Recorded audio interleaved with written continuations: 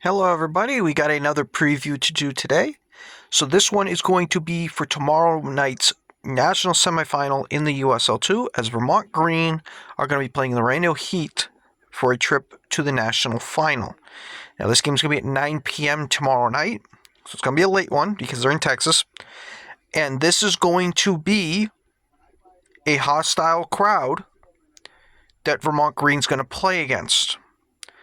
Now, their last game, they didn't play against a hostile crowd because they were playing Asheville in the neutral site venue that was Laredo, Texas. So they didn't have to deal with any of the fans, but they dealt with the Heat pretty good. Now they have a chance to, after repeating as back-to-back Eastern Conference champions, they have a chance to go back to the final that they did last year. Now, I do want to stress one thing on this. I did watch the game against the last night's game for Laredo Heat as they played Fort Lauderdale.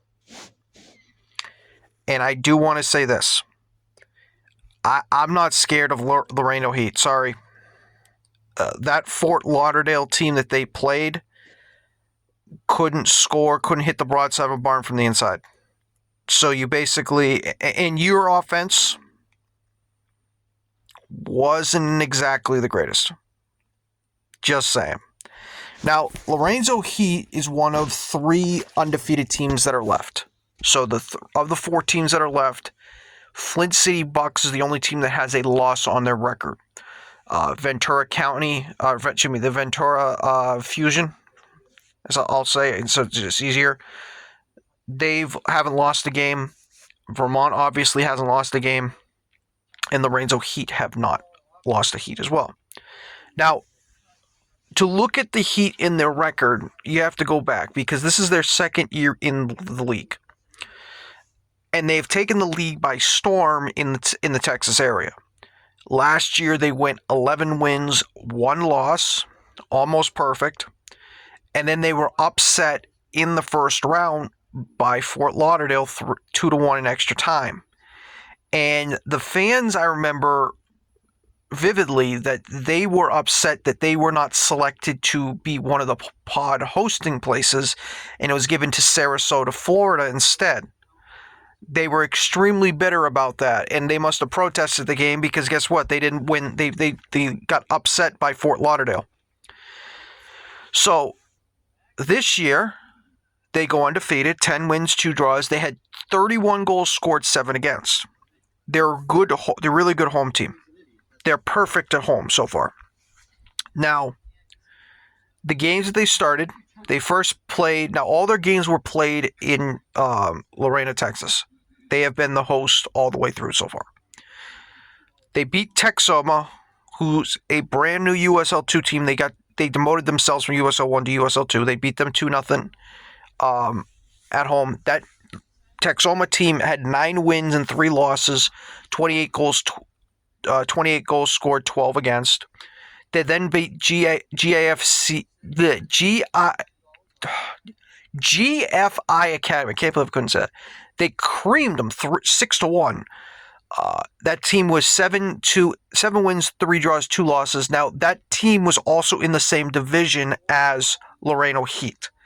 So they played them earlier in the season, towards the end, second last game of the season, beat them 3-0, same place.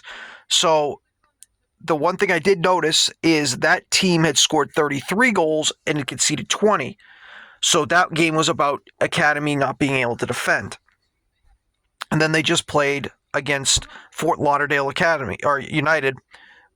1-1 after it was 0-0 after 90, 1-1 after extra time, and they lost in penalties, or they won in penalties 3-2. Now, about that game,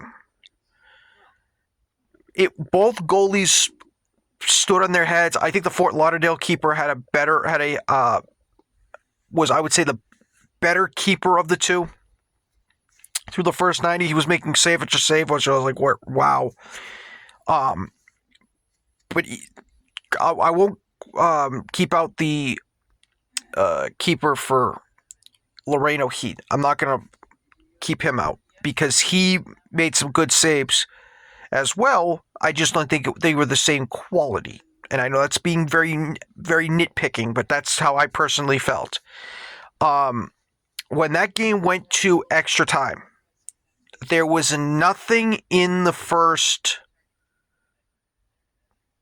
Well, no, the only incident that happened in the first half was Laredo Heat's backline made a massive mistake, and it resulted in a penalty for Fort Lauderdale. Now, they couldn't.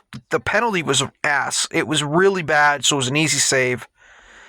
And then in the second half of extra time, Laredo Heat scored. It was a really good goal.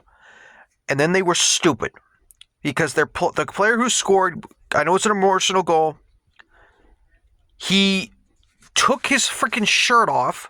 He was already on a yellow card, so he gets a second yellow card, so he has a red card. So now he's going to miss this game against Vermont like an idiot. So, biggest game in Laredo Heat's career, or young, brief existence, and he's not there. So, we go to so they're playing with 10 men. Then Fort Lauderdale gets a red card. It's now 10v10. And then we get to penalties. Well, before we get to penalties, we get the craziest goal I've ever seen in my life. The ball is deflected up. Like, it's just a regular shot that deflects off the defender up. And the wind catches it. And it looks like it has helium in it. And it just magically drops into the net. And the keeper for Laredo, he is like, where do I get this? He lost sight of it. He finally sees it, but he can't get to it, so it goes in. It's an own goal. It's 1-1. And then we go to penalties where Fort Lauderdale couldn't make a single one of their pens. They technically made the first one, I understand that. But after the first three, it was where it was 2-1 Laredo Heat. Fort Lauderdale literally missed 3 in a row. Heat were trying to give it to them too. They missed 2 in a row themselves, and then we get to the 5th round where both teams converted. So Laredo Heat advanced. So Vermont Green is going to play Laredo Heat in the national semifinals for a trip to the national finals. I said I don't see this team as really a threat because Vermont Green has literally buzzsawed everybody, but because there is going to be a hostile crowd of about, I think they said 1,200, which would be the biggest crowd minus the one I believe they had in Hickory, which I believe the one in Hickory for the Schweinsteiger Cup, they had more people there, I think. But it's going to be the same thing, like I said, for the Asheville game. Vermont has the wingers. They have the speed on the wingers. No one's been able to stop them. Francouz scored again. No one's been able to stop him. Miller and Zelafroy have been beasts in the midfield. They've been able to dictate the play. If they're able to dictate play again, I don't think the Heat are going to stand much of a chance in this game. And here's the other thing, too. Heat's strength is probably on their free kicks. So Vermont just needs to make sure they don't give free kicks, just like they did with Ocean City, which Vermont eviscerated. But it will be an interesting game in this game. I'm going to go with the 2-0 win for Vermont Green. I think it's going to be I personally feel it's going to be another comfortable victory because, again, I understand it's in Laredo, Texas. The crowd's going to be into it. But Vermont Green has gone like a buzzsaw through these players. They don't care who's in front of them. Could this game be interesting? Possibly. Do I think Vermont has a chance of losing this game? Absolutely. I really do. I think everybody can beat anybody, and there was a reason why they're here in the Final Four. But I just look at Vermont Green as the better team. They're obviously the favorite to win this, and we'll see what happens. We'll just see what happens. But that game, like I said, is at 9 p.m. tomorrow night, and we will, like I said, hopefully Vermont Green wins, so they go to the final. We don't know where the final is going to be hosted. From what I've been talking with people, it sounds like it's going to, the most likely scenario is if Flint wins, it goes to Flint, Michigan. So we'll see what happens. So take care, everybody. We will see what happens. Like I said, Go enjoy the local footy. Take care. Have a good time.